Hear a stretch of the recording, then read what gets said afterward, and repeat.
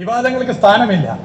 കാരണം റോഡിന്റെ പ്രവൃത്തി നമുക്കറിയാം, ആകാശത്ത് നടത്തി ഭൂമിയിൽ ഫിറ്റ് ചെയ്യാൻ പറ്റില്ല എന്ന് അന്നും പറഞ്ഞിരുന്നു. റോഡ് പ്രവൃത്തി നടക്കണമെങ്കിൽ അത് തീർച്ചയായും ഭൂമിയിൽ തന്നെ നടത്താൻ വേണ്ടി പറ്റും. ഇന്നിപ്പോൾ ചില പാലങ്ങളൊക്കെ വേറെ സ്ഥലത്ത് നിന്ന് പണിത് ഫിറ്റ് ചെയ്യുന്ന സ്ഥിതിയുണ്ട്. ഭാവിയിൽ നമുക്ക് കേരളത്തിൽ അത് കൊണ്ടുവരാൻ പറ്റും. പക്ഷേ റോഡിന്റെ കാര്യത്തിൽ നിലവിൽ ഇങ്ങനെ പറ്റൂ. ഏറ്റവും വലിയ സഹകരണം നാട്ടിലെ ജനങ്ങളാണ്. കാരണം ഈ റോഡിന്റെ പ്രവൃത്തി നടക്കുമ്പോൾ പല വിവാദങ്ങളും ഉണ്ടായിരുന്നു. നിങ്ങൾ ഓർത്തു നോക്കണം. ജനങ്ങൾ അതിനോട് സഹകരിച്ചു. കാരണം റോഡ് യാഥാർത്ഥ്യമായാൽ ഈ നാടിന്റെ മാറ്റം അത് എല്ലാ നിലയിലും കാണാനാകുമെന്നുള്ളതാണ്. ഇവിടുത്തെ പോലീസ് ട്രാഫിക് ഡൈവേർഷനും മറ്റുമായി വലിയ നിലയിൽ ഇടപെട്ടു.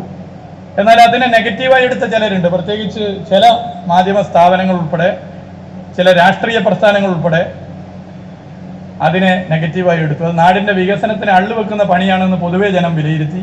പക്ഷേ നമ്മളാരും അതിനൊന്നും മറുപടി നൽകിയിട്ടില്ല. അന്നും പറഞ്ഞൊരു കാര്യമുണ്ട്, ഇതിനൊക്കെ മറുപടി ജനങ്ങൾ ജീവിതത്തിൽ മാറ്റം അനുഭവിക്കുന്ന അനുഭവങ്ങളായിരിക്കും. ആ മറുപടി ഈ റോഡുകളുടെ പ്രവൃത്തി സമയബന്ധിതമായി പൂർത്തീകരിച്ചാൽ അതിലൂടെയായിരിക്കും ഞങ്ങൾ നൽകുക എന്നുള്ള മറുപടിയാണ് ഇന്ന് ഈ കാണുന്ന ജനക്കൂട്ടം. 30 ലക്ഷം രൂപയാണ് BMNBS റോഡിന് അധികം ചെലവാകുന്നത്.